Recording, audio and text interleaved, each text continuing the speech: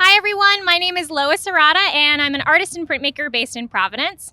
I'm here to talk about my new exhibition called I Had Other Plans at the AS220 Aborn Gallery from April 3rd to April 24th.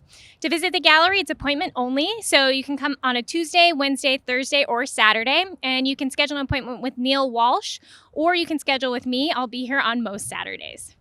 So I had a different plan for this exhibition that was going to be based around my family's history with Japanese incarceration. My paternal grandmother was interned from 1942 to 1945, and the last time I showed work at AS220 in 2017, that's what the show is about. And so initially I had planned to further that work, but I had a little bit of a hard time getting started in the pandemic.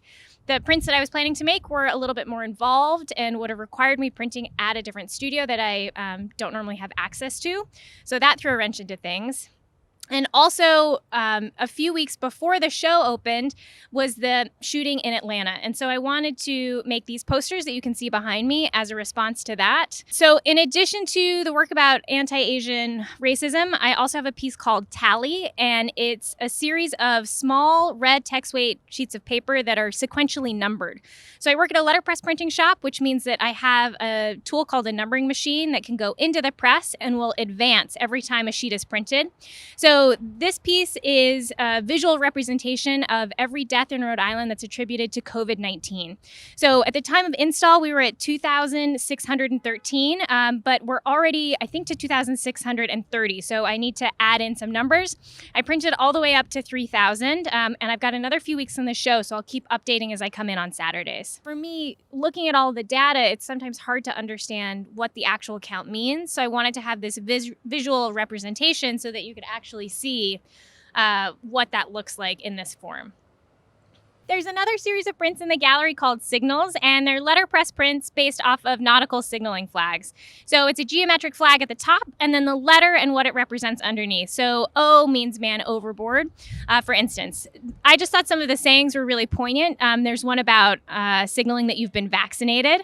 There's one about I am disabled, please communicate with me, that felt very appropriate for these times of COVID. And also for me, the signal flags are a nonverbal form of communication. So I've been thinking about that a lot in communicating with people with masks on, where sometimes I can't properly hear someone and a voice is muffled and I'm worried I'm misinterpreting things.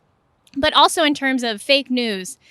So, thinking back to misinformation and just different ways that information is not conveyed correctly. I also have some pieces upstairs from a residency that I completed last year at In Cahoots in Petaluma, California. And they have a great collection of wood type and some Vandercook printing presses. So I made a huge poster that's based on a quote from an Octavia Butler book called Parable of the Talents, which was some of my quarantine pandemic reading, but it's all about choosing your leader. And so I completed that piece right before the election, but it felt tied to the pandemic work in a lot of ways for me because of how poorly handled the pandemic was. I think in a lot of ways, the anti-Asian sentiment and xenophobia really ramped up with the Trump administration and the real mishandling of the pandemic, calling it the China virus, the Kung flu. It brought all of that racism that's usually hidden into plain view and really encouraged and emboldened a lot of people to speak very frankly and very directly. For me, I've been working on a campaign for the last few years to try and encourage Rhode Islanders to rethink the naming of Victory Day with a hashtag project called Rename Victory Day. And for me personally, it made me a little nervous. I got a lot of nasty emails last year. And so, usually when we print something like this at the print shop that I work at, I say, hey, I'm going to be here on a Saturday, come pick up posters. And then I suddenly realized that was a really bad idea because I was in the space by myself and suddenly everything felt just a little more heightened or stressful than usual. So it has really changed the way that I have conducted myself.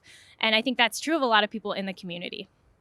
I think with a lot of my artwork, it is based around my identity as a Japanese American person. And I really want to highlight, the injustices that have been done against the Japanese American community. So with a lot of the printed editions that I have and the more fine art letterpress pieces and the posters, I really want to bring light and awareness to just an issue of always feeling like an other and always struggling to feel like I have to fit in.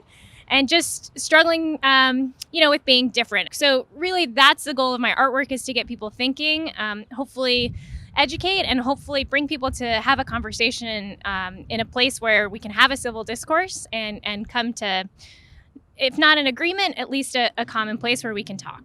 I couldn't make this work alone, and so I'm so thankful to have help from Katie Guy, who helped me install, Chris Ryan, who also helped me install, Ru Sakayama, Matt Cavallaro, Aya Mariyama, and Liam Van Vliet, who helped me with certain pieces of the installation.